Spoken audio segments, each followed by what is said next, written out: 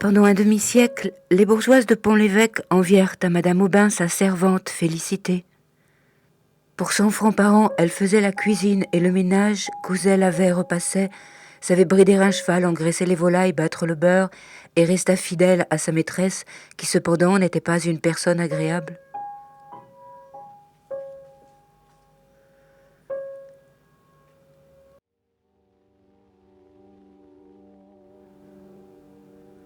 Elle avait eu comme une autre son histoire d'amour. Un soir du mois d'août, elle avait alors 18 ans, ils l'entraînèrent à l'assemblée de Colleville. Tout de suite, elle fut étourdie, stupéfaite par le tapage des ménétriers, les lumières dans les arbres, la bigarrure des costumes, les dentelles, les croix d'or, cette masse de monde sautant à la fois. Elle se tenait à l'écart modestement quand un jeune homme, d'apparence cossue et qui fumait sa pipe, les deux coudes sur le timon d'un banneau, vint l'inviter à la danse.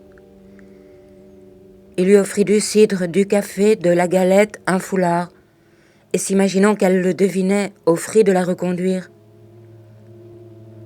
Au bord d'un champ d'avoine, il la renversa brutalement. Elle eut peur et se mit à crier. Il s'éloigna. Un autre jour, sur la route de Beaumont, elle voulut dépasser un grand chariot de foin qui avançait lentement, et en frôlant les roues, elle reconnut Théodore.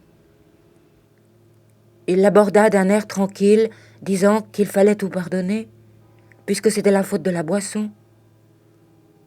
Elle ne sut que répondre et avait envie de s'enfuir. Il ajouta qu'on désirait l'établir. Du reste, il n'était pas pressé et attendait une femme à son goût.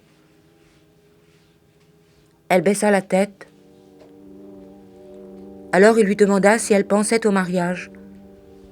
Elle répondit en souriant que c'était mal de se moquer.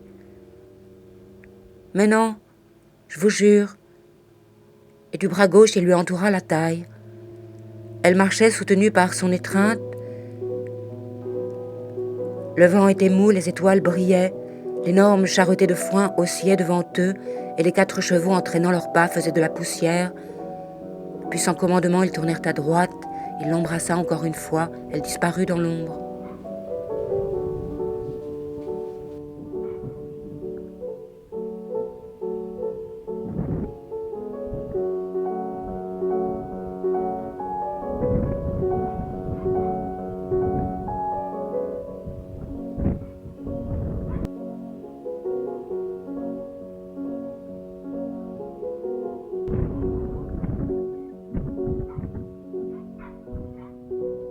Le moment venu, elle courut vers l'amoureux.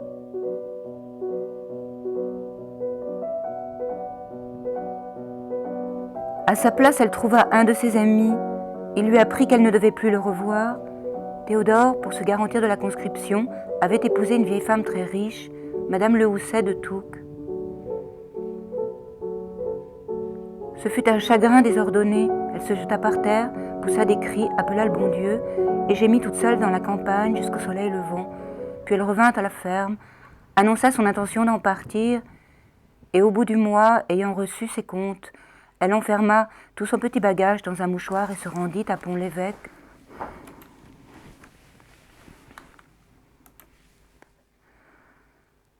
Devant l'auberge, elle aborda une bourgeoise en capeline de veuve et qui précisément cherchait une cuisinière. La jeune fille ne savait pas grand-chose, mais paraissait avoir tant de bonne volonté et si peu d'exigence que Madame Aubin finit par dire « Soit, je vous accepte ». Un quart d'heure après, Félicité était installée chez elle. Paul et Virginie, l'un âgé de 7 ans, l'autre de 4 à peine, lui semblaient formés d'une manière précieuse. Elle les portait sur son dos comme un cheval.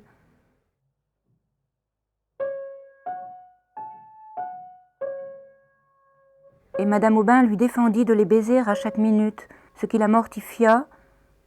Cependant, elle se trouvait heureuse. La douceur du foyer avait fondu sa tristesse.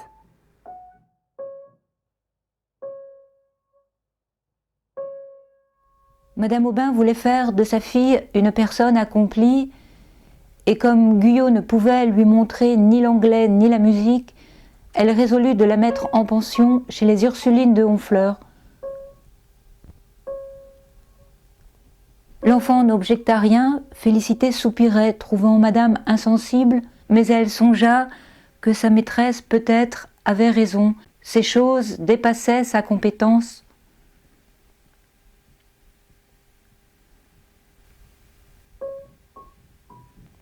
Le matin, par habitude, Félicité entrait dans la chambre de Virginie et regardait les murailles.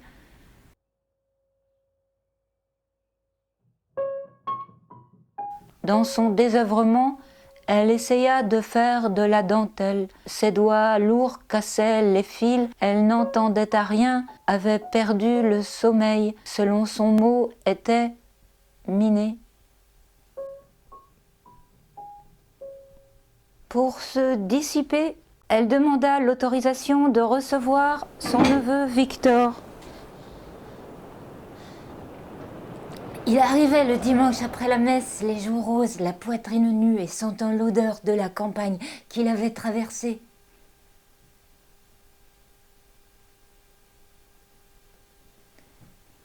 Tout de suite, elle dressait son couvert. Ils déjeunaient l'un en face de l'autre et mangeant elle-même le moins possible pour épargner la dépense.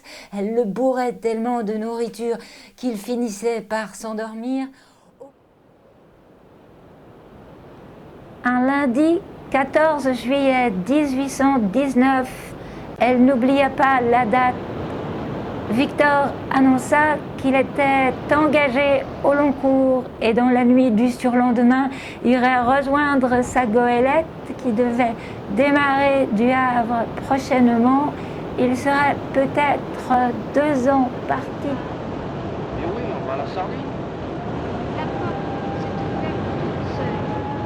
C'est mauvais signe.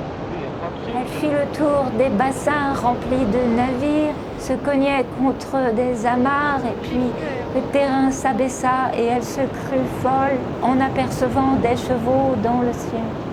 On entendait chanter des poules, le capitaine jurait et un mousse restait accoudé au bossoir, indifférente à tout cela.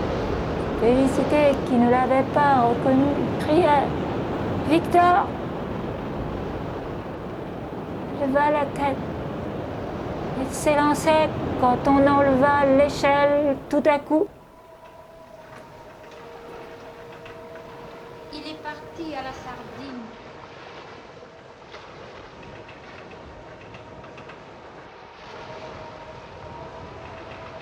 C'est un signe. Un mauvais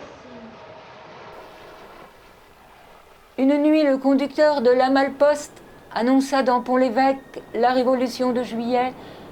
Un sous-préfet nouveau, peu de jours après, fut nommé, le baron de l'Arçonnière, et qui avait chez lui, outre sa femme, sa belle-sœur, avec 3 demoiselles assez grandes déjà. On les apercevait sur leur gazon vêtues de blouses légères. Elles possédaient un nègre et un perroquet.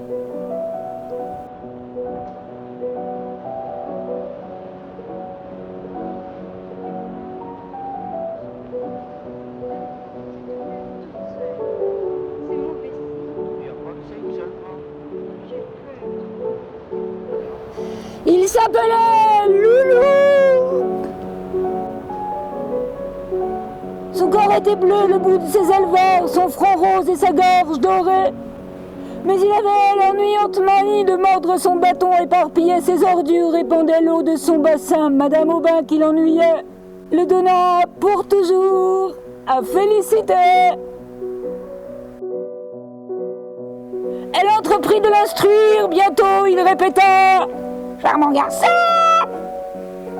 serviteur, monsieur,